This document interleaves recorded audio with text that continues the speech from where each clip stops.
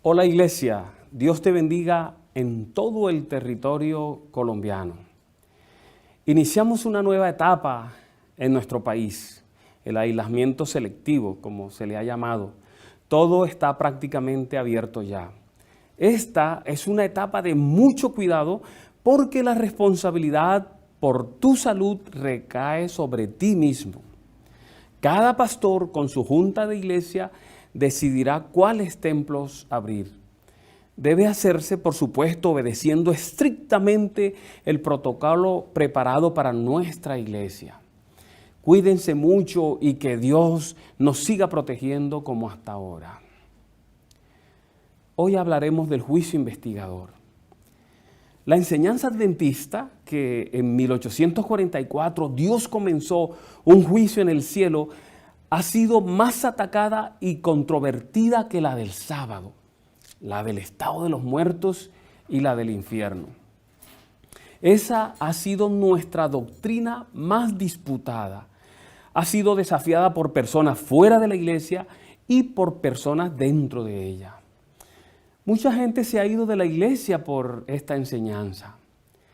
El argumento global utilizado por ellos es que no es una doctrina con base bíblica, sino que está fundamentada en los escritos de Elena White y las interpretaciones de los pioneros de la iglesia que según ellos no sabían nada de teología. La iglesia a lo largo de los años ha utilizado los ataques para revisar la doctrina y afirmarla, por lo que nuestra postura cada vez es más fuerte y mejor fundamentada. Elena White habló de este tema y afirmó: la correcta comprensión del ministerio del santuario celestial es el fundamento de nuestra fe. Por eso se atrevió a hacer un llamado a conocer bien todo lo relacionado con esta enseñanza. Ella escribió: el pueblo de Dios debería comprender claramente el asunto del santuario y del juicio investigador. Todos necesitan conocer por sí mismos el ministerio y la obra de su gran sumo sacerdote. De otro modo, les será imposible ejercitar la fe tan esencial en nuestros tiempos o desempeñar el puesto al que Dios los llama. Es de la mayor importancia que todos investiguen a fondo estos asuntos. Una hora no es suficiente tiempo para tratar este tema tan abarcante. Por ello trataré de poner información adicional en el canal de YouTube Edgar Redondo Ramírez. Voy a poner información allí que será de mucha utilidad para aumentar la comprensión sobre este y otros temas vitales. Nos vamos a hacer la primera pregunta. ¿En qué consiste el juicio investigador? Es un juicio, hermanos y amigos, que se lleva a cabo en el cielo antes de la segunda venida de Cristo, durante el cual todos los verdaderos seguidores de Dios serán juzgados, escuche esto, favorablemente delante del universo observador. Eso es importante. Durante este juicio, la vida de todos los que han profesado servir a Cristo y que por lo tanto sus nombres están escritos en el libro de la vida, pasa en revista delante de Dios, quien finalmente determinará si se han vestido o no con el ropaje de su justicia. Si están revestidos con su justicia y son verdaderos seguidores de Cristo, entonces sus nombres serán retenidos allí en los libros del cielo. Serán borrados sus pecados y se les dará entrada en la Nueva Jerusalén. Sin embargo, si su profesión no ha sido sino eso, una mera profesión, desprovista del manto de la justicia de Cristo, entonces lamentablemente sus nombres serán borrados del libro durante este juicio y se les negará la entrada a la Nueva Jerusalén. ¿Por qué se le llama investigador? Algunos han sugerido que debería llamarse juicio preadvenimiento, porque la palabra investigador llena de zozobra la mente del creyente. Pero si pensamos en el ámbito terrenal, vamos a encontrar que todo juicio es investigador por naturaleza. Por ejemplo, el acusador presenta los cargos que deben haber sido investigados previamente. El abogado defensor presenta evidencia buscando exonerar al acusado y para ello debe investigar. El jurado escucha todas las evidencias y luego se retira a revisarlas, a investigarlas. El proceso completo entonces es una investigación de los cargos y contradenuncias con el propósito de llegar a un veredicto. Así las cosas, toda sesión judicial es un juicio investigador. Podemos hacernos otro interrogante. ¿Quiénes intervienen en este juicio en el cielo? ¿Quiénes son los actores? Vamos a un texto de la Biblia importante. Daniel capítulo 7, versículos 9 al 10. Allí aparecen los actores y nos da detalles del procedimiento de este juicio. Miren cómo comienza este texto. Estuve mirando, dice el profeta Daniel, hasta que fueron puestas sillas y un anciano de grande edad se sentó, cuyo vestido era blanco como la nieve y el pelo de su cabeza como lana limpia, su silla llama de fuego, sus ruedas fuego ardiente. Un río de fuego procedía y salía de delante de él. Millares de millares le servían y millones de millones asistían delante de él. El juez se sentó y los libros se abrieron. En la cita a continuación aparece el Padre como juez y los ángeles como testigos. Así se presentó a la visión del profeta el día grande y solemne en que los caracteres y vidas de los hombres habrán de ser revisados ante el juez de toda la tierra y en que a todos los hombres se le dará conforme a sus obras. El anciano de días es Dios, dice la sierva. El Padre es el autor de todo ser y de toda ley, quien debe entonces presidir el juicio. Y millares de millares y millones de millones de santos ángeles, como ministros, dice ella, y testigos, están presentes en este gran tribunal. En esa cita de la sierva de Dios se muestra al juez, Padre, el Padre Celestial, y se muestra a los testigos. Dice, hay millares de millares y millones de millones. Veamos otra cita donde Cristo es el abogado y Satanás es el acusador. Estamos hablando de los actores en el juicio. Noten esta cita. Mientras Jesús intercede por los súbditos de su gracia, ahí está el abogado, Satanás los acusa ante Dios como transgresores. El gran seductor procuró arrastrarlos al escepticismo, hacerles perder la confianza en Dios, separarse de su amor y transgredir su ley. Ahora Él señala la historia de sus vidas, los defectos de carácter, la falta de semejanza con Cristo, lo que deshonró a su Redentor, todos los pecados que les indujo a cometer. Y a causa de estos, miren qué interesante, los reclama como sus súbditos. Esto es vital para lo que vamos a decir más adelante. Ustedes pueden ver entonces, hay un juez, hay un acusador, hay acusados, hay jurado, hay un abogado defensor, y también hay libros donde están las evidencias. Los libros mencionados en Daniel son un símbolo del método divino de guardar información, cualquiera sea el método que se utilice. Yo pienso que tiene que ser un método más sofisticado que nuestras computadoras más modernas. Pero seguro te estás haciendo la siguiente pregunta: ¿cuál es la razón de ser de estos libros? Te puedes estar preguntando, si Dios es omnisciente, ¿por qué se necesita un sistema cualquiera sea para guardar información? Pues déjeme decirle que esos libros no son para Dios, sino para los otros seres que intervienen en cada una de las 3 etapas del juicio. Si analizamos el texto que leímos antes, Daniel 7, 9 al 10, los libros aparecen después de la descripción de los ángeles, no después de la descripción del anciano de días. Vamos a mirar ese pasaje. El pasaje expresa, estuve mirando hasta que fueron puestas sillas. Y un anciano de grande edad se sentó, cuyo vestido era blanco como la nieve y el pelo de su cabeza como lana limpia, su silla llama de fuego, su rueda fuego ardiente, mostrando que es el trono de Dios que se está moviendo. Noten que ahí no menciona los libros, solo describe al juez. Y también expresa un río de fuego procedía y salía de delante de él. Ahora introduce otros personajes.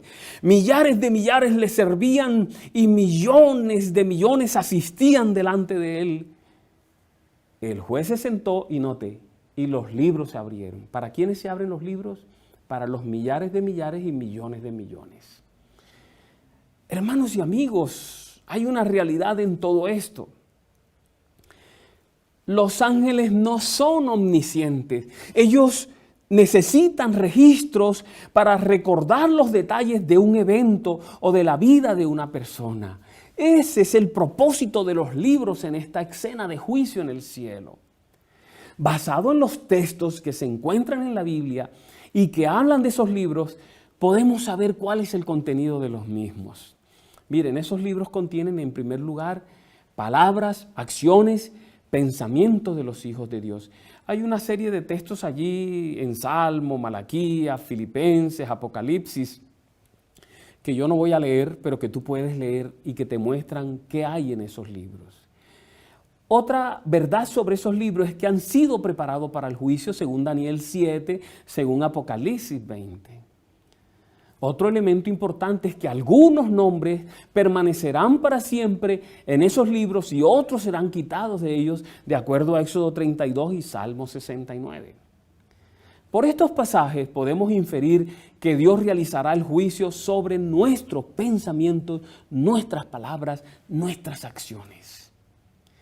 El juicio, mis hermanos y amigos, es para beneficio de los ángeles y de otros seres creados, quienes servirán de jurados o testigos y deberán llegar a un veredicto en cuanto a la culpabilidad o inocencia de quienes están siendo juzgados.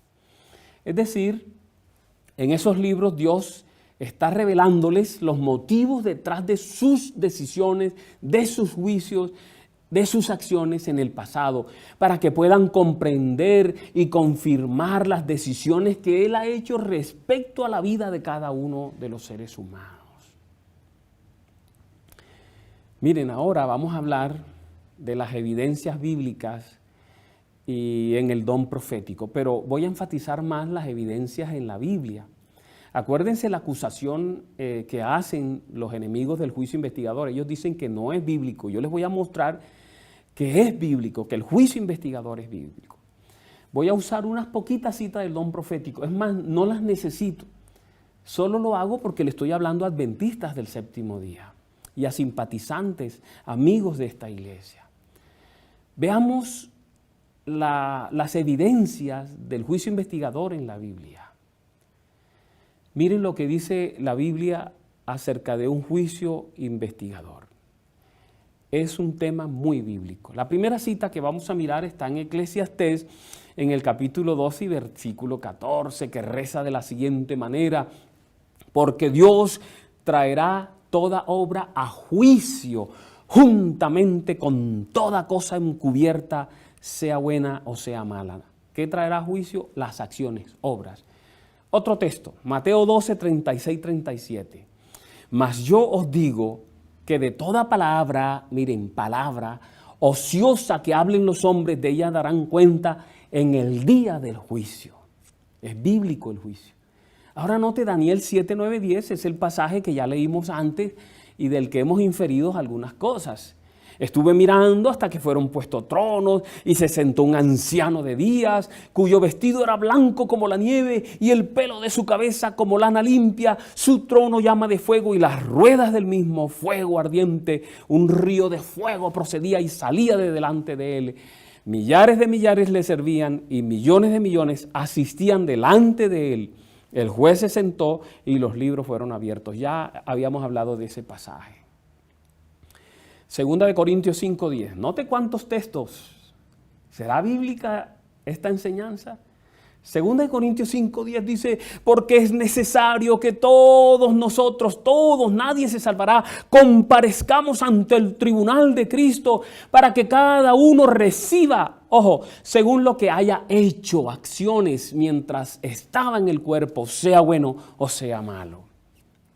Pasaje muy diciente, pero noten este otro, Romanos 14:10-12. Pero tú, ¿por qué juzgas a tu hermano? O tú también, ¿por qué menosprecias a tu hermano? Porque todos compareceremos ante el tribunal de Cristo, porque escrito está, vivo yo, dice el Señor. Ojo con esto, que ante mí se doblará toda rodilla y toda lengua confesará a Dios, de manera que cada uno de nosotros dará a Dios cuenta de sí. Este pasaje lo comentaré más adelante. Miren otra cita bíblica, Santiago 2:12. Miren, así hablad palabras, así haced acciones, como los que habéis de ser juzgados por la ley de libertad. Añade un elemento, la vara para medir en el juicio es la ley de Dios. Hebreos 10:30, pues conocemos al que dijo, mía es la venganza, ojo, yo daré el pago, él va a pagar, va a dar un veredicto y para eso tiene que juzgar. Dice el Señor, y otra vez, el Señor juzgará a su pueblo. Habrá un veredicto porque habrá un juicio. Este texto es interesante, miren, 1 de Pedro 4:17. Porque es tiempo de que el juicio comience por la casa de Dios. Miren, nos dice por dónde va a comenzar el juicio. El juicio es para los hijos de Dios, es para la casa de Dios, es para la iglesia. Y sigue diciendo, y si primero comienza por nosotros, ¿cuál será el fin de aquellos que no obedecen el Evangelio de Dios? Este pasaje nos dice que el juicio de la casa de Dios es aparte del juicio de los que no obedecen. Eso lo miraremos también más adelante. Vamos a tomar otro pasaje, está en Daniel 7:22. Habla nuevamente del anciano. Miren, entonces vino el anciano, que es el padre, el juez, y emitió juicio. Pero note lo que dice allí, yo lo subrayé para que tú lo veas, en favor de los santos del Altísimo. El juicio es en favor de la iglesia de Dios. Y dice allí, en ese momento los santos recibieron el reino. El juicio es importante para determinar a quién darle el reino. Es a favor de los hijos de Dios, es a favor de la iglesia de Dios, por eso no hay que temer el juicio. Este pasaje de Romanos 8:1 es el que utilizan los enemigos del juicio, los que dicen que eso no es bíblico. Lo utilizan para decir que nunca será juzgado el pueblo de Dios. Pero note lo que dice ese pasaje. Ese pasaje expresa, ahora pues, ninguna condenación hay para los que están en Cristo Jesús. Y ellos dicen, si ven, no habrá un juicio. Señores, ahí no dice ningún juicio habrá para los que están en Cristo. Dice ninguna condenación. De hecho, ese pasaje sería la mayor evidencia de que habrá un juicio. Porque para que haya una sentencia, tiene que haber un juicio. Para dar una sentencia tiene que haber un juicio, tiene que haber una investigación, ¿entienden? Así que ese pasaje de Romanos antes nos muestra la realidad del juicio investigador. Miren este pasaje, cómo es de profético, cómo señala hacia adelante, Hechos 3, 19-20. Miren lo que dice, esto es importante porque nos dice qué hay que estar haciendo cuando el juicio se está llevando a cabo. Dice, arrepentidos y convertidos. Yo te voy a mostrar por qué después. Pero ahí expresa, para que sean borrados vuestros pecados, porque en el juicio eso es lo que se hace. Y además dice, para que vengan de la presencia del Señor tiempos de refrigerio. Pedro dice, tú te arrepientes, tus pecados son borrados en el cielo, termina el juicio, entonces se derrama la lluvia tardía, tiempos de refrigerio, ¿ven? Y después de eso, mire lo que expresa, debería venir. Y Él envía a Jesucristo, que os fue antes anunciado, la segunda venida del Señor Jesús. El juicio es antes de la segunda venida del Señor Jesús. Les mostré una cantidad de textos nuevos que hablan del juicio. Hay otros textos, miren, están las parábolas del reino, la mencioné cuando hablé de las 10 vírgenes. Esas parábolas del reino, que son 5, hablan del juicio y de la segunda venida y del sellamiento y de todo eso. Por ejemplo, allí en Mateo 22, 1-14, no lo voy a comentar, ahí se habla de las bodas. Y ustedes saben cómo es las bodas, hay invitados, no vienen, entonces el dueño de la boda dice vayan y recojan a la gente, al que sea, traen al que sea, pero después el dueño de la boda entra y comienza a revisar quién está vestido debidamente y quién no. Eso es una investigación, un juicio investigador. Y aquí está Daniel 8:14, es el texto clave porque los enemigos dicen, ¿cómo puede la iglesia adventista hacer una creencia solo de un texto, Daniel 8:14? Miren, ni lo mencioné, ¿se dan cuenta? Está aquí porque es importante, porque ese texto muestra cuándo comienza el juicio, la fecha. Y está Apocalipsis 14:6-7. Apocalipsis 14:6-7 es el mensaje de los tres ángeles, el último mensaje de Dios para el mundo, el mensaje que debe predicar la iglesia remanente. Ahí están los mensajes expresados, tres ángeles que vuelan por el cielo. Y si te fijas únicamente en el mensaje del primer ángel, allí encuentras una evidencia maravillosa del juicio. Allí dice, temed a Dios y dadle gloria, porque la hora de su juicio ha llegado. ¿Ven? El mensaje de la iglesia remanente, la iglesia verdadera, la iglesia del tiempo del fin, la iglesia que Cristo vendrá a buscar, tiene que predicarle al mundo de un juicio investigador. Es por eso que Satanás ha levantado enemigos dentro de la iglesia para esa enseñanza, para que no hablemos de esto. Bueno, ahora vamos a hablar del don profético. Te di evidencias bíblicas, es bíblico 100%. Pero te voy a dar unas evidencias del espíritu de profecía, eso está lleno. Pero solo te voy a hablar de unas 3 citas que son claves, que muestran todo el procedimiento. Miren. Elena de White enseña con lujo de detalles la realización de un juicio en el cielo antes de la segunda venida. Ella dice, en el tiempo señalado para el juicio, al fin de los 2300 días, en 1844, empezó la obra de investigación y el acto de borrar los pecados. Dice la fecha y qué se va a hacer ahí. Todos los que hayan profesado en el nombre de Cristo deben pasar por ese riguroso examen. Solo los que hayan aceptado a Jesús como su Salvador personal.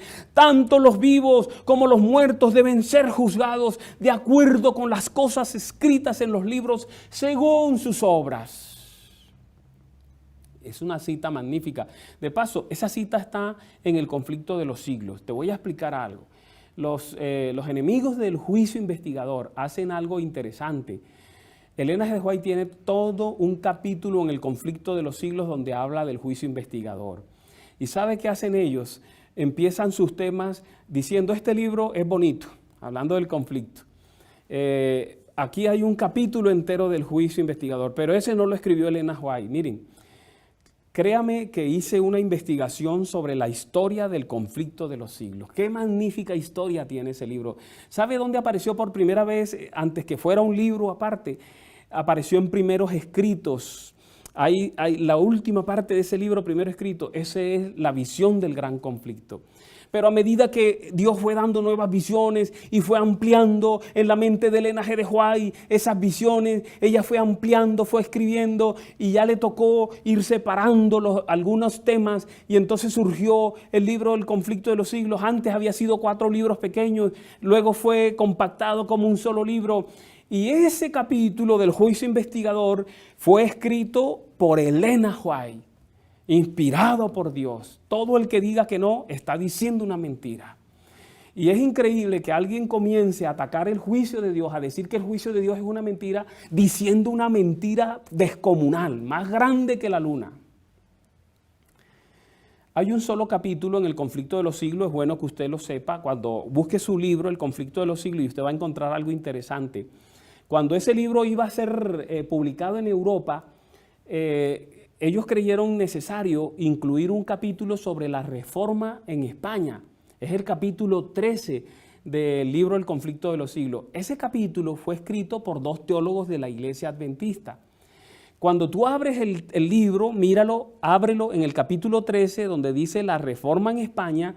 Mira la parte de abajo, ahí dice, este capítulo fue preparado por el doctor fulano y el doctor sutano. Pero hay algo bonito ahí dice, fue incluido con el permiso de la escritora, de la autora. Elena G. de White estaba viva cuando se introdujo ese capítulo y ella dio el permiso porque vio que era conveniente incluir ese capítulo sobre España para que la gente entendiera lo que fue la reforma en España. Es el único capítulo de ese libro donde se menciona eso, en ningún otro aparece. Si el capítulo 29, que es el del juicio investigador, hubiese sido escrito por otros, la iglesia es honesta, es honrada, es abierta, hubiesen colocado lo mismo y el nombre de las personas.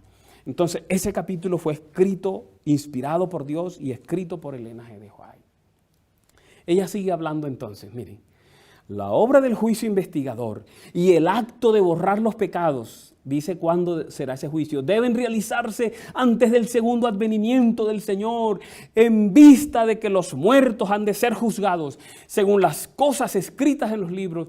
Es imposible que los pecados de los hombres sean borrados antes del fin del juicio en que sus vidas han de ser examinadas. Pero el apóstol Pedro dice terminantemente que los pecados de los creyentes serán borrados. Note que Elena G. de White, todo lo que ella dice, lo respalda con un texto bíblico. Note esto. Cuando vendrán los tiempos del refrigerio de la presencia del Señor y enviará a Jesucristo, como lo dice Hechos 3, 19 al 20. Cuando el juicio investigador haya concluido, añade ella, Cristo vendrá con su recompensa para dar a cada uno según sus obras. Y una cita más, mire, dos citas, una tercera. Cuando quede concluida la obra del juicio investigador, quedará también decidida la suerte de todos para vida o para muerte. El tiempo de gracia terminará poco antes de que el Señor aparezca en las nubes del cielo. Al mirar hacia ese tiempo, Cristo declara, y pone un texto bíblico, el que es injusto sea injusto aún, y el que es sucio sea sucio aún, y el que es justo sea justo aún, y el que es santo sea aún santo. He aquí yo vengo presto y mi galardón está conmigo para dar la recompensa a cada uno según sea su obra. Apocalipsis 22, 11. Un texto, ¿sí ven? Pero este texto es interesante porque dice que se hace un juicio y se determina quién recibirá galardón y quién no. El juicio tiene que ser antes de la segunda venida para que se sepa a quién darle premio. La pregunta del millón. ¿Por qué es necesario un juicio? ¿Por qué es necesario? Miren. Ustedes conocen esta historia. Un ser creado por Dios, con la más alta responsabilidad en el cielo, decide rebelarse y pone en entredicho la autoridad y carácter de la divinidad. Ese ángel lanzó un interrogante que apenas ha sido respondido a medias. La pregunta que hizo a Dios y al universo entero: ¿por qué tenemos que adorarte? ¿Por qué tenemos que inclinarnos ante este Dios? Este interrogante es la base de la rebelión y el desencadenante del gran conflicto cósmico en el que estamos envueltos. Pero este conflicto, a veces perdemos de vista, se inició en el cielo, no en la tierra. El pecado se originó en otra dimensión y fue trasladado a la tierra cuando Adán y Eva tomaron la decisión de desconfiar de Dios y seguir las insinuaciones de ese ángel caído allí a la sombra del árbol del conocimiento del bien y el mal en el huerto del Edén. Esta tierra fue involucrada, pero antes ya estaba involucrado el cielo mismo y el resto de los mundos creados por Dios. El desafío de ese ángel estaba tan bien estructurado que hizo estremecer el universo entero al punto de encontrar eco en la tercera parte de las criaturas celestiales que le creyeron y fueron engañadas. Hay dos historias en la Biblia que nos pueden ayudar a entender este asunto. La primera es la experiencia de Job. Ustedes recuerdan, Satanás viene al cielo y le dice a Dios, ese tipo que está allí que se llama Job te obedece por todo lo que tú le das, pero si tú le quitas los hijos y las riquezas y lo enfermas, él deja de adorarte. Él sencillamente es un interesado. Una acusación, es una acusación de Satanás hacia un hijo de Dios. Y la segunda está en Génesis capítulo 22. Génesis 22 es donde Dios le pide a Abraham que sacrifique sobre un altar a su hijo único, a Isaac. Y cuando Isaac es atado sobre el altar y Abraham levanta el cuchillo para ofrecerlo en sacrificio, un ángel viene rápidamente y le dice: detente. Eso está en Génesis 22:12. No le hagas daño al muchacho, no le hagas nada. Ojo, porque ahora sé que tú respetas y obedeces a Dios, no le negaste a tu único hijo. Hágase una pregunta.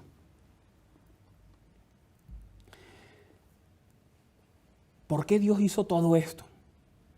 Chicanería de Dios, pantomima de Dios. ¿Creen ustedes que Dios quiso alardear con ese ángel la fe de su amigo? Mira cómo me obedece Abraham. ¿Ustedes creen eso? Mire lo que dice el don profético. Esto es interesante. El sacrificio exigido a Abraham no fue solamente para su propio bien, ni tampoco exclusivamente para el beneficio de las futuras generaciones, o sea, nosotros, sino también para instruir a los seres sin pecado del cielo y de otros mundos, el campo de batalla entre Cristo y Satanás, el terreno en el cual se desarrolla el plan de la redención, es el libro de texto del universo. Por haber demostrado a Abraham falta de fe en las promesas de Dios, Satanás lo había acusado ante los ángeles y ante Dios de no ser digno de sus bendiciones. Es por eso que el universo entero estaba pendiente de la respuesta de Abraham al pedido que Dios le hizo de sacrificar a su hijo. Elena de White lo registra esplendorosamente. Ella escribe: los seres celestiales fueron testigos de la escena en que se probaron la fe de Abraham y la sumisión de Isaac. La prueba fue mucho más severa que la impuesta a Adán. La obediencia a la provisión hecha a nuestros primeros padres no entrañaba ningún sufrimiento, pero la orden dada a Abraham exigía el más atroz sacrificio. Todo el cielo presenció absorto y maravillado la intachable obediencia de Abraham. Todo el cielo aplaudió su fidelidad. Se demostró que las acusaciones de Satanás eran falsas. Estas palabras son cruciales para entender la razón del juicio investigador y del plan de salvación. Todo el universo inteligente está interesado en el desenlace de ese conflicto que se inició en el cielo.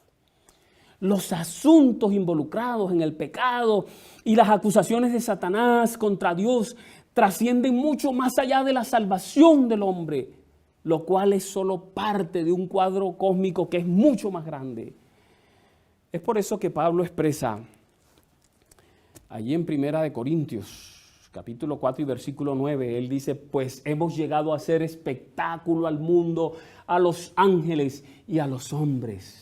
Y sobre eso Elena White escribe: pero el plan de redención tenía un propósito todavía más amplio y más profundo que el de salvar al hombre. Cristo no vino a la tierra únicamente por este motivo, no vino meramente para que los habitantes de este pequeño mundo acataran la ley de Dios como debe ser acatada. Note por qué más vino, sino que vino para vindicar el carácter de Dios ante el universo. El acto de Cristo de morir por la salvación del hombre no solo haría accesible el cielo para los hombres, sino que ante todo el universo justificaría a Dios y a su Hijo en su trato con la rebelión de Satanás. Esto es peso pesado. El universo entero observó el sacrificio en el Calvario. Miren cómo está registrado en el espíritu de profecía. Escribe: el cielo contempló con pesar y asombro a Cristo colgado de la cruz, mientras la sangre fluía de sus sienes heridas y el sudor teñido de sangre botaba en su frente. De sus manos y sus pies caía la sangre gota a gota sobre la roca horadada para recibir el pie de la cruz. Las heridas hechas por los clavos se desgarraban bajo el peso de su cuerpo. Su jadeante aliento se fue haciendo más rápido y más profundo, mientras su alma agonizaba bajo la carga de los pecados del mundo. Todo el cielo se llenó de asombro cuando Cristo ofreció su oración en medio de sus terribles sufrimientos. Padre, perdónalos porque no saben lo que hacen. Pero no todo se pudo resolver con la muerte en la cruz. Algo quedó pendiente para resolverse. Elena G. de White, ella lo certifica. Escribe, sin embargo, Satanás no fue destruido entonces. Qué triste, miren, los ángeles no comprendieron ni aún entonces todo lo que entrañaba la gran controversia. Los principios que estaban en juego habían de ser revelados en mayor plenitud y por causa del hombre, la existencia de Satanás debía continuar. Tanto el hombre como los ángeles debían ver el contraste entre el príncipe de la luz y el príncipe de las tinieblas. La palabra, la santa palabra nos muestra en Efesios 3 que los habitantes de otros mundos y los ángeles del cielo necesitaban comprender algo más. Mire Efesios 3, versículo 10. Para que la multiforme sabiduría de Dios sea ahora dada a conocer por medio de la iglesia a los principados y potestades en los lugares celestiales. Pero lo impresionante es que ese elemento faltante hallaría cumplimiento a través de la iglesia de Dios en la tierra y a través de tu persona y la mía, a través de cada creyente. Elena White comenta al respecto: desde el principio fue el plan de Dios que su iglesia reflejase al mundo su plenitud y suficiencia. Y expresa: los miembros de la iglesia, los que han sido llamados de las tinieblas a su luz admirable, han de revelar su gloria.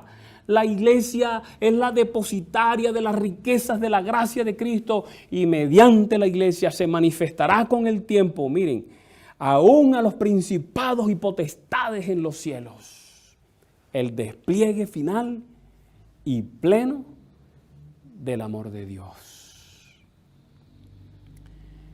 El plan de la salvación está compuesto de la cruz y el ministerio en el santuario celestial. Sin una comprensión correcta de ambos aspectos, cruz y santuario, ninguno de los dos tiene un sentido completo. Por eso el Salvador, después de la cruz, inició la obra del santuario celestial. Hebreos 9:24 nos los dice: porque no entró Cristo en el santuario hecho de mano, figura del verdadero, sino en el cielo mismo, para presentarse ahora por nosotros ante Dios. Es que en la cruz no se dilucidaron todas las dudas, como lo dice Efesios 3, 10 al 11. Allí dice: para que la multiforme sabiduría de Dios sea ahora dada a conocer por medio de la iglesia a los principados y potestades en los lugares celestiales, conforme al propósito eterno que hizo en Cristo Jesús nuestro Señor. Pero, ¿de qué manera podemos nosotros glorificar a Dios? Mateo 5:16 nos los dice: así alumbre vuestra luz delante de los hombres, para que vean vuestras buenas obras y glorifiquen a vuestro Padre que está en los cielos. Dios es glorificado mediante las acciones de su pueblo y el carácter que desarrollan. Es por eso que Elena White afirma: a cada hijo de Dios le corresponde vindicar su carácter. Eso es tenaz. Por eso Dios se la está jugando toda en lograr la perfección de su iglesia, de sus hijos. Miren cómo lo registra la sierva de Dios. El honor de Dios, el honor de Cristo están comprometidos en la perfección del carácter de su pueblo. El juicio investigador, hermanos, amigos, le permitirá al universo completo darse final y totalmente cuenta que las acusaciones de Satanás son falsas. El gran conflicto hace necesario que haya un juicio investigador, porque de esa manera finalmente quedará claro un montón de cosas ante el universo entero. Primero, quedará en evidencia que Dios es un Dios transparente, porque abre los registros más secretos del cielo ante las huestes angelicales. que Dios es un Dios razonable porque me permitirá a mí y a toda la raza humana acceder a esos registros y hallar respuesta a todas las preguntas que tengamos. Que Dios es un Dios justo porque permitirá que una inmensa comitiva de seres de otros mundos verifiquen la fidelidad y justicia de sus decisiones. Que Dios está de nuestro lado. Amén. Dios está de nuestro lado. Porque en el juicio seremos medidos por la aceptación de la justicia de Cristo. Por eso la profeta escribió: el carácter de Cristo toma el lugar del nuestro y somos aceptados por Dios como si no hubiéramos pecado. Eso está en el camino a Cristo. El juicio investigador mostrará que el pecado y el sufrimiento terminará, porque cuando se da la sentencia final, todo habrá terminado y se iniciará una era de felicidad. El juicio resalta la historia del adventismo porque solo nosotros enseñamos la existencia de un juicio investigador. Solo nosotros, pero Satanás quiere borrar esa enseñanza. El juicio investigador nos muestra, nos recuerda nuestra misión, porque el mensaje de los 3 ángeles nos muestra que el juicio es parte de la predicación del Evangelio eterno. El juicio investigador nos muestra que el fin está cerca, porque el juicio investigador, de acuerdo a las profecías, iniciaría después de los 1260 años del dominio de un poder político religioso. A partir de 1798 se inició entonces el tiempo del fin. Y esta parte es la parte central de este tema. ¿Qué se hace en el cielo durante el juicio? Porque hablamos del juicio, pero ¿qué pasa allí? ¿Qué se hace allí? Vamos a verlo. El juicio investigador, introducido en Daniel 7, 9 al 14, muchas veces es confundido por muchas personas con la segunda venida, pero la sierva de Dios aclara que se trata de un evento diferente. Ella escribió: la venida de Cristo, descrita aquí, no es su segunda venida a la tierra. Está hablando de Daniel. Él viene hacia el anciano de días en el cielo para recibir el dominio y la gloria y un reino que le será dado a la conclusión de su obra de mediador. En esta venida, y no en su segundo advenimiento a la tierra, la que la profecía predijo que había de realizarse al fin de los 2300 días en 1844, acompañado por ángeles celestiales, nuestro gran sumo sacerdote entra en el lugar santísimo y allí, en la presencia de Dios, da principio a los últimos actos de su ministerio en beneficio del hombre, a saber, cumplir la obra del juicio y hacer expiación por todos aquellos que resulten tener derecho a ella. En esta cita se nos aclara que es el inicio de la última actividad de Cristo en el cielo antes de regresar a la tierra, el juicio investigativo. Nos dice que es el mismo evento descrito en Daniel 8:14, donde se nos muestra la fecha de inicio de esa actividad, a saber, 1844. También dice que en qué consiste esa obra. Nos muestra que es una obra de mediación, de juicio, de expiación por el pecado. Señala el sitio donde se lleva a cabo en el cielo, en el santuario, en el lugar santísimo. Este evento es tan importante que fue profetizado en varias partes de la Escritura y la sierva de Dios lo identifica como el mismo evento. Miren esta cita, esa la vimos en uno de los temas que estudiamos antes. Ella escribe: la venida de Cristo como nuestro sumo sacerdote al lugar santísimo, para la purificación del santuario de la que se habla en Daniel 8:14, note, un pasaje donde se profetiza, y luego dice: la venida del Hijo del Hombre a donde está el anciano de días, tal como se la presenta, ojo, Daniel 7:13, y la venida del Señor a su templo, predicha por Malaquías, son descripciones del mismo evento, y eso también, ojo, está representado por la venida del novio a las bodas, descrita por Cristo en la parábola de las 10 vírgenes según Mateo 25. Esto es dinamita. 3 grandes pasajes se refieren al mismo evento y aún se añade que la parábola de las 10 vírgenes también se refiere a lo mismo. La venida de Cristo como nuestro sumo sacerdote al lugar santísimo para la purificación del santuario de la que se habla en Daniel 8:14, note un lugar, Segundo lugar, la venida del Hijo del Hombre, a donde está el anciano de días, como se la presenta en Daniel 7:13. Y mire la tercera, la venida del Señor a su templo, predicha por Malaquías 3:1. Note que estos tres eventos se refieren al inicio del juicio investigador en 1844, al final de los 2300 años. Es 100% bíblico esta enseñanza. La profeta de Dios lo señala, miren, en el tiempo señalado para el juicio, al fin de los 2300 días, en 1844, empezó la obra de investigación y el acto de borrar los pecados. Todos los que hayan profesado el nombre de Cristo deben pasar por ese riguroso examen. Tanto los vivos como los muertos deben ser juzgados de acuerdo con las cosas escritas en los libros según sus obras. Todo el proceso del juicio en el santuario celestial estaba prefigurado en la obra realizada en el santuario terrenal. Miremos lo que se hacía en la tierra para entender mejor lo que se hace, se está haciendo y se hará en el cielo. En el libro Patriarcas y Profetas, en la página 320, se explica lo siguiente. Miren lo que dice allí. El ministerio del santuario celestial estaba dividido en dos partes, un servicio diario y uno anual. ¿Ven? Uno que se hacía cada día y otro que se hacía una sola vez al año.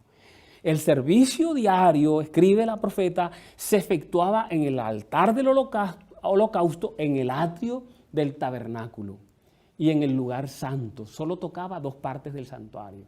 Pero mira lo que dice, mientras el servicio que se hacía una sola vez al año, el anual, dice ella, se realizaba en el lugar santísimo. En esa parte, dos partes dice ella, en la primera parte que es el servicio diario, allí se elaboraban varias cosas todos los días. Un sacrificio en la mañana, un sacrificio en la tarde, ofrecimiento de incienso sobre el altar, ofrenda de sacrificio por los pecados. La pluma inspirada lo describe.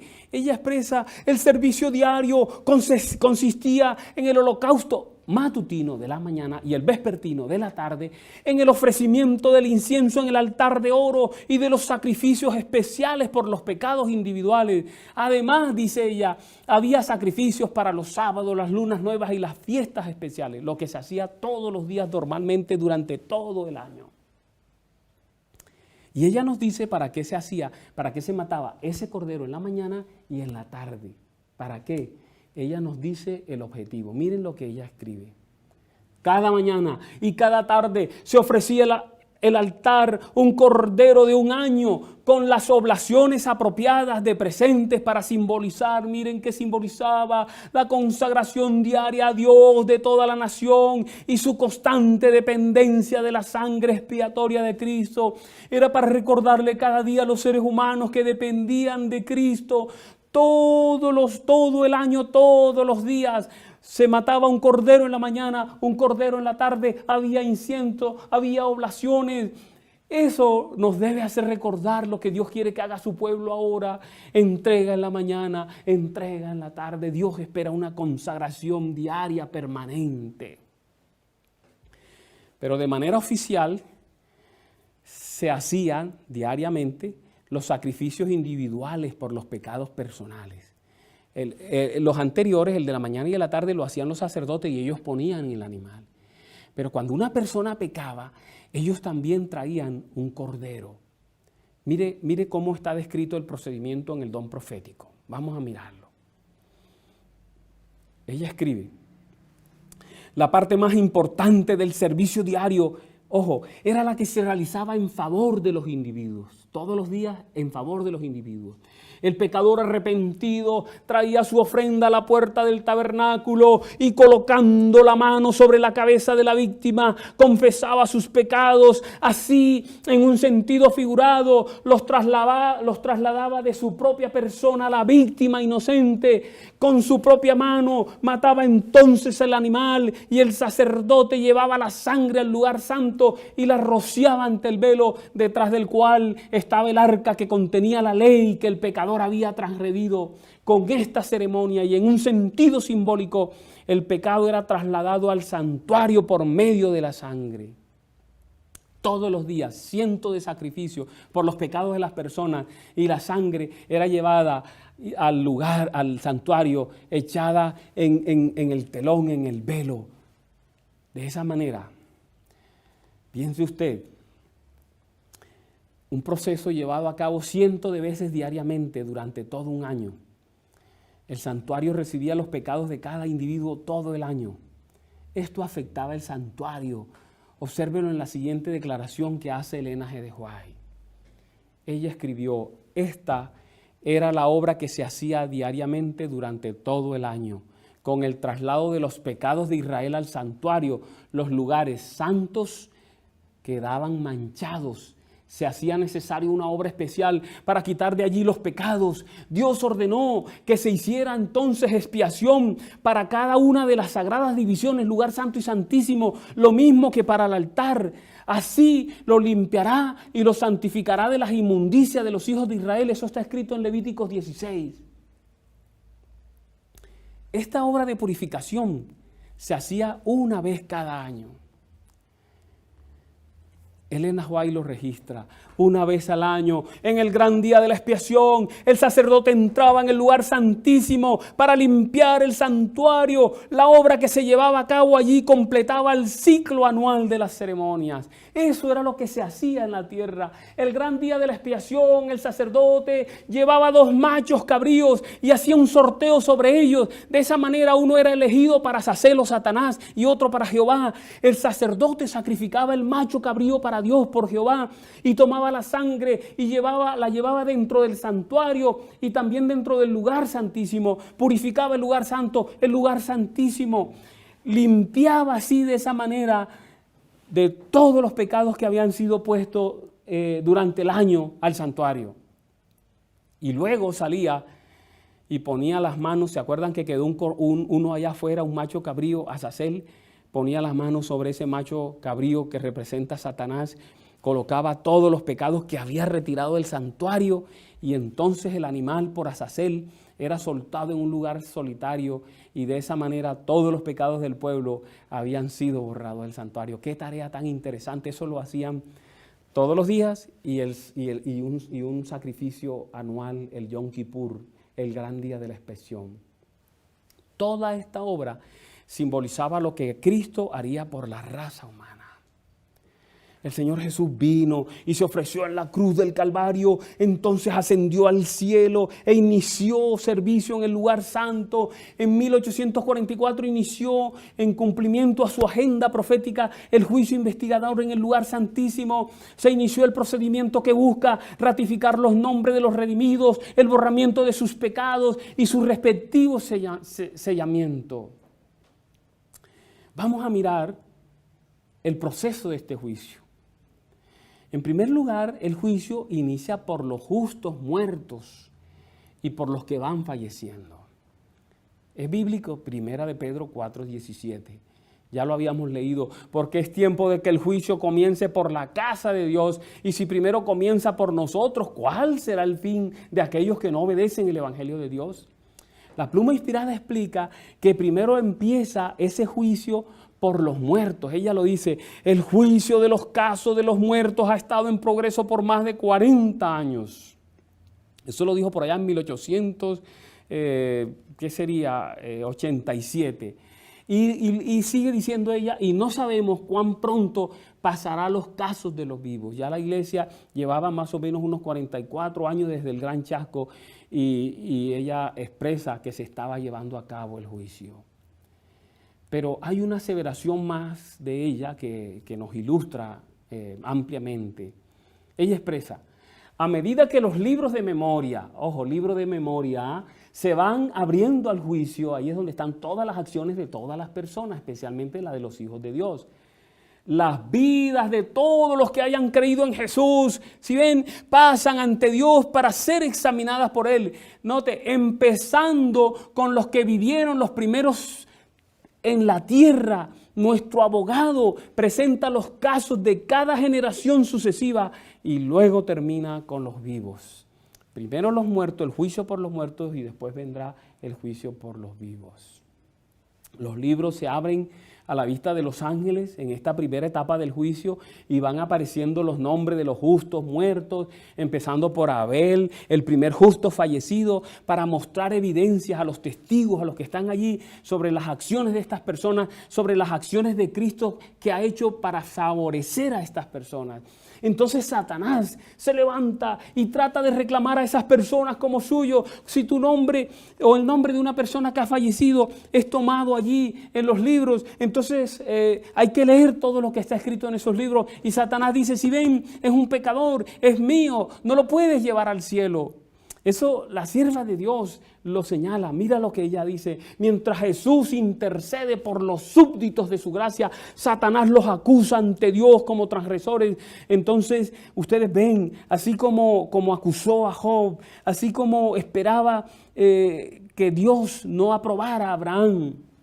Ella sigue escribiendo, el gran seductor procuró arrastrarlos al escepticismo. Es la obra de Satanás cada día. Hacerles perder la confianza en Dios, separarse de su amor, transgredir su ley. Y entonces ahora, en ese momento, Él señala la historia de sus vidas, los defectos de carácter, la falta de semejanza con Cristo, lo que deshonró a su Redentor, todos los pecados que les indujo a cometer. Y a causa de esto les dice a Dios, ellos son míos. El Señor abre en los libros, ahí Edgar Redondo,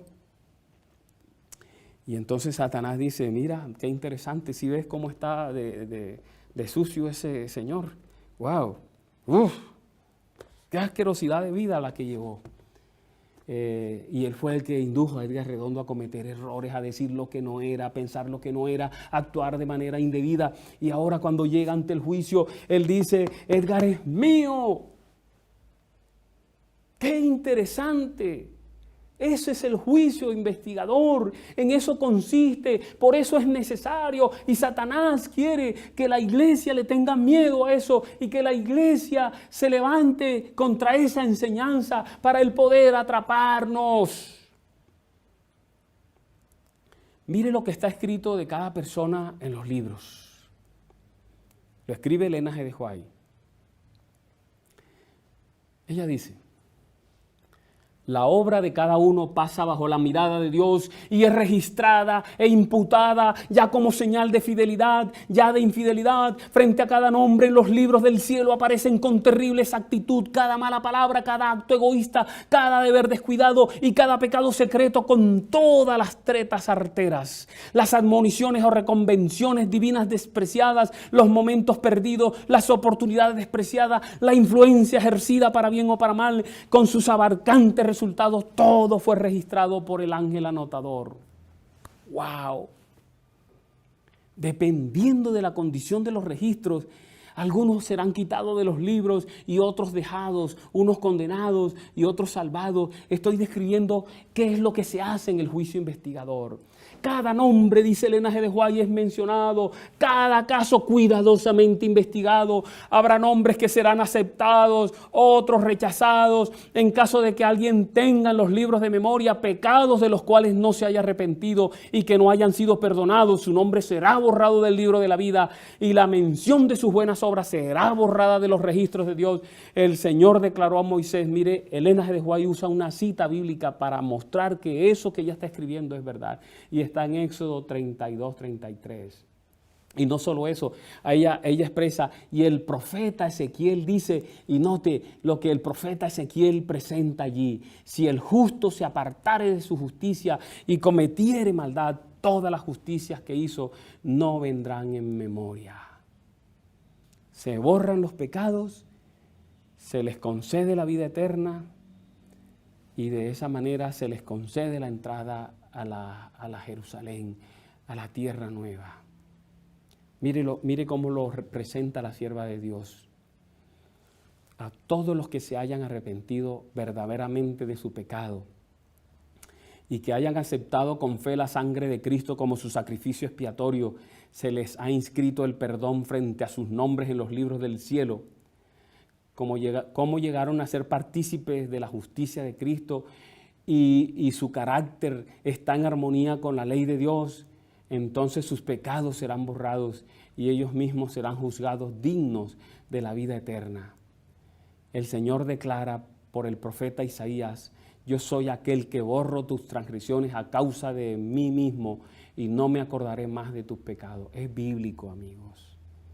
Jesús dijo, el que venciere será así revestido de ropas blancas y no borraré su nombre del libro de la vida, sino confesaré su nombre delante de mi Padre y delante de sus santos ángeles. A todo aquel pues que me confesare delante de los hombres, le confesaré yo también delante de mi Padre que está en los cielos. Pero a cualquiera que me negare delante de los hombres, le negaré yo también delante de mi Padre que está en los cielos. Qué cita tan impresionante y tan respaldada por textos de la palabra de Dios. Es claro. El que es hallado en Cristo, su nombre permanece en el libro y sus pecados son borrados. Pero después de juzgar a los muertos, el juicio sigue con los vivos. El juicio, ya lo dijimos, bíblicamente es para la casa de Dios. Los impíos serán juzgados en una segunda parte del juicio. Hasta ahora hemos hablado de la primera parte del juicio, que es denominado juicio investigador, y que se lleva a cabo antes de la segunda venida de Jesús y antes que se cierre el tiempo de gracia. Note lo que Elena G. de White escribió. En el rito típico, solo aquellos que se habían presentado ante Dios, arrepintiéndose y confesando sus pecados y cuyas iniquidades eran llevadas al santuario por medio de la sangre del holocausto, tenían participación en el servicio del día de las expiaciones. Así, en el gran día de la expiación final y del juicio, los únicos casos que se consideran son los de quienes hayan profesado ser hijos de Dios. El juicio de los impíos, ojo, es obra distinta y se verificará en fecha posterior. Es tiempo de que el juicio comience de la casa de Dios, y si primero comienza por nosotros, ¿qué será el fin de aquellos que no obedecen el Evangelio? Se lo pregunta Pedro. Elena G. de White hace su comentario y le pone un texto bíblico para probarlo. El juicio de los muertos se viene llevando a cabo hace mucho tiempo.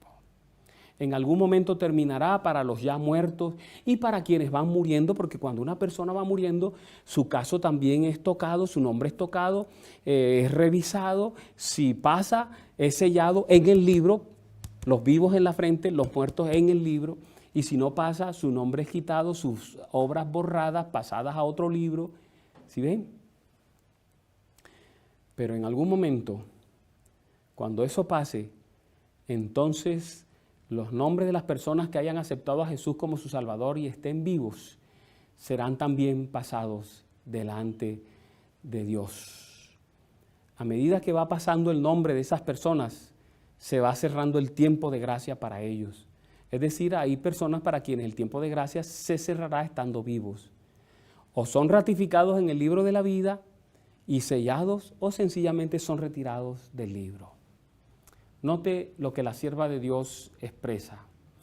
El juicio se lleva ahora adelante en el santuario celestial. Esta obra se viene realizando desde hace muchos años. Pronto le tocará ser juzgados a los vivos.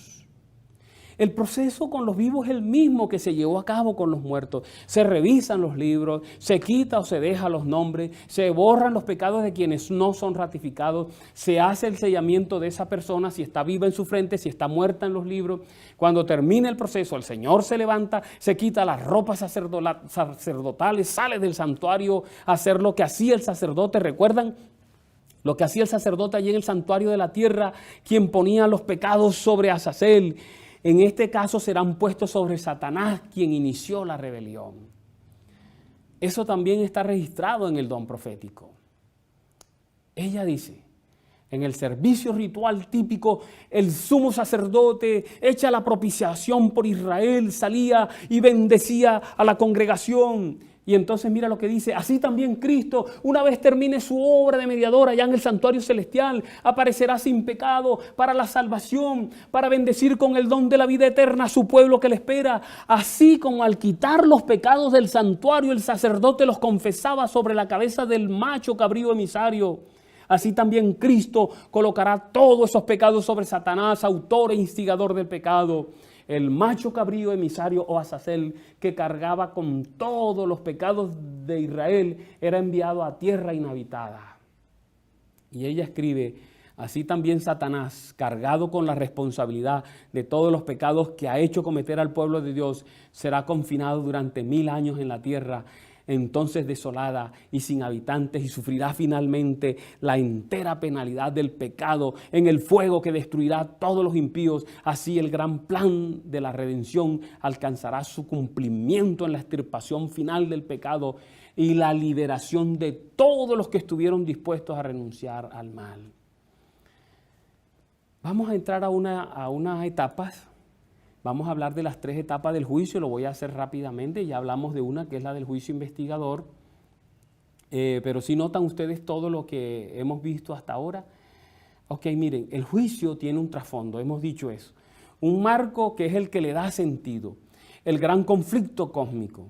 En este conflicto está involucrado directamente el cielo y la tierra, los otros mundos que han sido creados, los seres humanos, las huestes angélicas, los habitantes de otros mundos.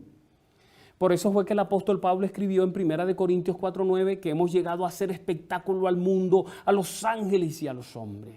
Está involucrado el universo, los ángeles, los hombres. El juicio, ya lo hemos dicho, trata de disipar de una vez por todas las dudas levantadas por el ángel que se reveló en el cielo, disipar las sombras que esas acusaciones arrojaron sobre el carácter de Dios. Por eso el juicio es abarcante y se ha venido llevando a cabo por siglos. El juicio se desarrolla en 3 fases y en todas tienen el mismo objetivo: vindicar o limpiar el nombre de Dios ante el universo. Hablemos de esas tres fases. La primera, hemos hablado bastante de ella. Se llama juicio investigador. Comenzó en el cielo, en el santuario del lugar santísimo en 1844. Se inició con la predicación del mensaje del primer ángel de Apocalipsis 14. Temed a Dios y dadle gloria porque la hora de su juicio ha llegado. Ocurre antes de la predicación del segundo y tercer ángel. Allí están siendo juzgados todos los que hacen una decisión por Cristo. Primero los muertos, quienes van muriendo, y luego los vivos. Se tienen en cuenta los registros que están en el sistema del cielo. ¿Cuáles son esos libros? Porque no los había mencionado, no te los había mencionado. Mira los libros donde van anotando las cosas, ¿verdad?, de las personas, los hijos de Dios. El libro de la vida. El libro de la vida, todo el que acepta a Jesús como Salvador personal es anotado allí. Libro de memoria, todas las acciones de esos que aceptan a Jesús. El libro de los pecados, allí van anotadas todas las acciones malas de los que no obedecen a Dios.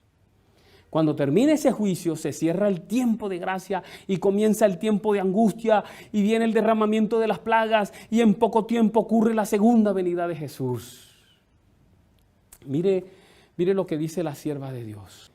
Cuando quede concluida la obra del juicio investigador, quedará también decidida la suerte de todos para vida o para muerte. El tiempo de gracia terminará poco antes de que el Señor aparezca en las nubes del cielo. Al mirar hacia ese tiempo, Cristo declara en el Apocalipsis: el que es injusto sea injusto aún, y el que es sucio sea sucio aún, y el que es justo sea justo aún, y el que es santo sea aún santo. He aquí yo vengo presto y mi galardón está conmigo para dar la recompensa a cada uno según sea su obra. Qué cita tan portentosa del don profético, acompañada de la palabra de Dios. Cuando eso pase, entonces los justos son trasladados al cielo y se inicia el milenio. Se inicia el milenio. Cristo vino, ahora se inicia el milenio. Ahora vamos a hablar de la segunda parte del juicio. ¿Cuándo se lleva a cabo? Se lleva a cabo durante el milenio. Miren, los justos son juzgados en la primera etapa. Pero en esta segunda etapa son juzgados los impíos.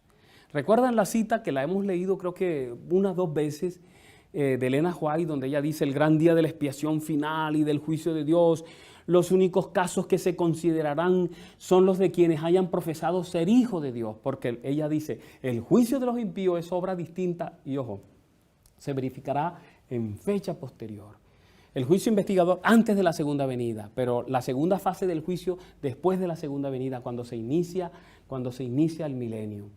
Ella dice, es tiempo de que el juicio comience por la casa de Dios. Y si primero comienza por nosotros, ¿qué sería el fin de aquellos que no obedecen al Evangelio? Juicio investigador antes de la segunda venida para la iglesia, para los hijos de Dios. Y luego segunda etapa, que es la que estamos comentando ahora, y te voy a dar el texto donde aparece, que es al comenzar el milenio para los impíos. Se lleva a cabo entonces durante el milenio, lo dice Apocalipsis 24. Allí se habla del milenio y dice, y vi tronos y se sentaron sobre ellos los que recibieron la facultad de juzgar, y vi las almas de los decapitados por causa del testimonio de Jesús y por la palabra de Dios, los que no habían adorado a la bestia ni a su imagen y que no recibieron la marca en sus frentes ni en sus manos y vivieron. Ojo con eso, hablando de decapitados y de muertos, todos los mártires, pero dicen vivieron, hubo una resurrección. Viene el Señor Jesús, hay una resurrección. Y entonces los hijos de Dios son levantados, los impíos que están vivos son destruidos, los justos vivos son arrebatados juntamente con los justos que acaban de ser resucitados. Y dice la sierva de Dios, irán a vivir con Cristo 1000 años. La hermana White asegura lo siguiente: durante los 1000 años que transcurrirán entre la primera resurrección, la de los justos, y la segunda, la de los impíos, después del milenio, se verificará el juicio de los impíos. O sea, el juicio de los impíos, como lo acabamos de ver en Apocalipsis 20, y como lo dice la sierva de Dios, se llevará a cabo durante el milenio. El apóstol Pablo señala este juicio como un acontecimiento que es después de la segunda venida. Mire lo que él dice: no juzguéis nada antes de tiempo, hasta que venga el Señor. Si ven, este juicio se lleva a cabo después que venga el Señor, el cual sacará a luz las obras encubiertas de las tinieblas y pondrá de manifiesto los propósitos de los corazones. Eso está en 1 Corintios 4:5. Daniel declara sobre ese juicio que cuando vino el anciano de días, note, se dio el juicio a los santos del Altísimo. En ese entonces reinarán los justos como reyes y sacerdotes de Dios. Lo dice San Juan allí en el libro de Apocalipsis: vi tronos y se sentaron sobre ellos y les fue dado juicio, serán sacerdotes de Dios y de Cristo, y note, y reinarán con él 1000 años. Apocalipsis 20. Entonces será cuando, como está predicho por San Pablo, los santos han de juzgar al mundo.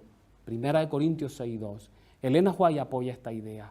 Junto con Cristo juzgan a los impíos, comparando sus actos con el libro de la ley, la Biblia, y fallando cada caso en conformidad con los actos que cometieron por medio de su cuerpo. Entonces lo que los malos tienen que sufrir es medido según sus obras y queda anotado frente a sus nombres en el libro de la muerte. Si ven, ese es otro libro que no habíamos mencionado, el libro de la muerte. Allí están colocando los impíos después de ser juzgados durante el milenio por los redimidos. Pero no solo ellos. También se juzga a Satanás y a los ángeles caídos. Miren cómo está escrito. También Satanás y los ángeles malos son juzgados por Cristo y su pueblo. San Pablo dice: ¿no sabéis que hemos de juzgar a los ángeles? Y San Judas declara que a los ángeles que no guardaron su original estado, sino que dejaron su propia habitación, los ha guardado en prisiones eternas bajo tinieblas hasta el juicio del gran día. Eso está en Judas 6 y en el Conflicto de los Siglos, página 642. Esta segunda etapa del juicio, que comienza después de la venida y durante el milenio, se le conoce como el juicio cerciorativo. Todos los redimidos en el cielo revisarán los casos de los pecadores en los libros y se darán cuenta por qué se perdieron, porque no están en el cielo con ellos. ¿Listo? Terminamos la segunda etapa y vamos con la etapa final del juicio, la tercera fase. ¿Sabe cómo se le llama? Se le conoce como el juicio ejecutivo. ¿Sabe por qué? Porque se ejecutará sentencia sobre todos los perdidos. Los que fueron sacados de los libros de la vida en la primera etapa, en el juicio investigador, los impíos que fueron juzgados durante el milenio. Entonces, cuando termine el milenio y ocurra la segunda resurrección, termina el milenio, el Señor resucita a todos los impíos, se levantan. Acuérdense, 1000 años pasaron en el cielo juzgando. Ahora todos estaban muertos, los impíos, solo estaba vivo Satanás y sus ángeles. Se levantan todos los impíos, resucitan. Satanás los ve, se alegra, se goza, pero no se da cuenta lo que va a pasar en ese momento. Allí dentro de la ciudad se dictará sentencia ejecutiva para todos los que fueron juzgados durante el milenio y que fueron declarados perdidos y puestos, como leímos hace un momento, en el libro de la muerte. Aquí se les muestra, yo no sé cómo lo hará Dios, una pantalla gigante, no sé, pero desde la ciudad se les muestra a todos los impíos que están afuera, a todos los perdidos, a los ángeles caídos, a Satanás, se les muestran los libros o el sistema que tiene Dios para guardar información, para que reconozcan la sentencia de Dios y reconozcan que Él ha sido justo y que dio suficiente oportunidad. Eso está registrado, miren, en Apocalipsis 20, esta parte del juicio, la última, la ejecutiva, en Apocalipsis 20, 11 al 13, donde es el capítulo del milenio, dice: y vi un gran trono blanco y al que estaba sentado en él, de delante del cual huyeron la tierra y el cielo, y ningún lugar se encontró para ellos, y no te vi a los muertos grandes y pequeños de pie ante Dios, y los libros fueron abiertos. Resucitan los impíos, los libros se abren. Y otro libro fue abierto, el cual es el libro de la vida, y fueron juzgados los muertos por las cosas que estaban escritas en los libros, según sus obras. Y el mar, ahí habla de otra resurrección, entregó los muertos que habían en él, y la muerte y el Hades entregaron los muertos que habían ellos. Ahí están resucitando los impíos, y fueron juzgados cada uno según sus obras. Ahí muestra las dos etapas de juicio. Y entonces ocurrirá lo que aparece profetizado en Filipenses 2, versículos 10 y 11. Está profetizado que habría de ocurrir, y este es el momento en que ocurre. Dice allí: para que en el nombre de Jesús se doble toda rodilla de los que están en los cielos y en la tierra y debajo de la tierra, y toda lengua confiese que Jesucristo es el Señor, para la gloria de Dios Padre. Los impíos, Satanás, los ángeles caídos reconocerán al ver las obras escritas en los libros, reconocerán la justicia de Dios, y después de eso serán ejecutados por fuego. Satanás, sus ángeles, la muerte, el sepulcro, los impíos. Es el final del mal, el comienzo de la eternidad, la tierra nueva y los cielos nuevos. Voy a terminar este mensaje, tenía que terminarlo de esta manera, mostrándole a ustedes cuál es el secreto para salir victoriosos en el juicio. ¿Qué debe estar haciendo en estos momentos el pueblo de Dios? ¿Qué debe estar haciendo? Miren, el secreto del pueblo de Israel en el día de la expiación tiene que ser nuestro secreto hoy.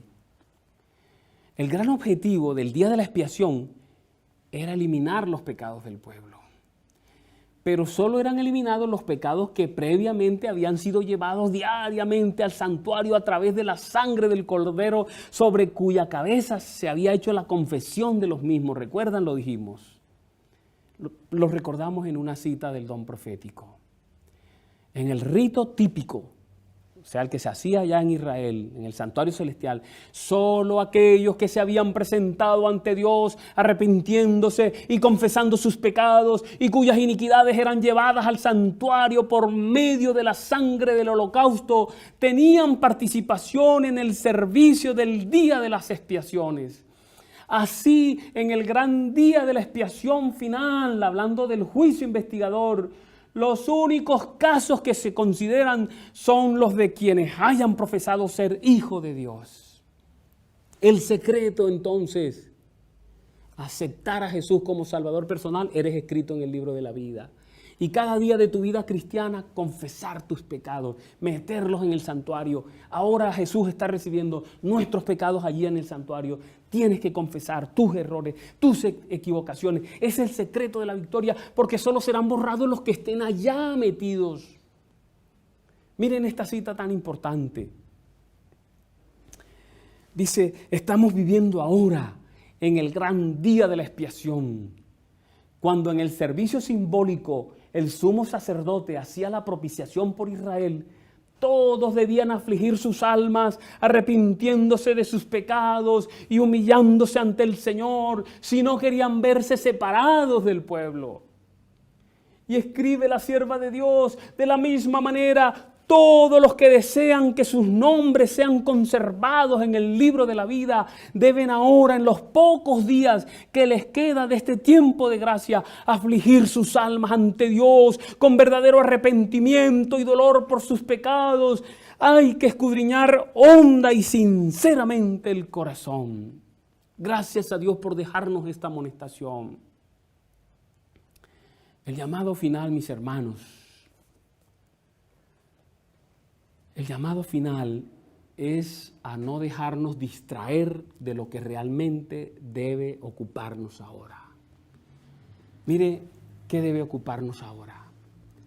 Los que desean participar de los beneficios de la mediación del Salvador no deben permitir que cosa alguna les impida cumplir su deber de perfeccionarse en la santificación, en el temor de Dios. En vez de dedicar horas preciosas a los placeres, a la ostentación o a la búsqueda de ganancias, las consagrarán a un estudio serio y con oración de la palabra de verdad.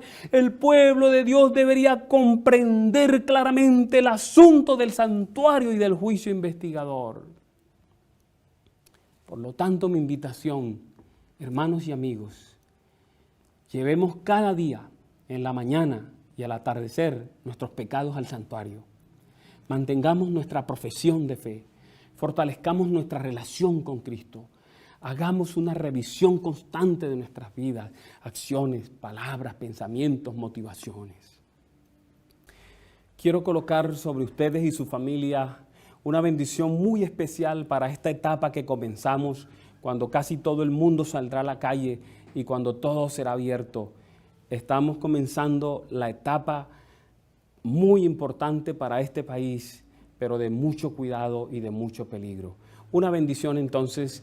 Jehová te bendiga y te guarde. Jehová haga resplandecer su rostro sobre ti y tenga de ti misericordia.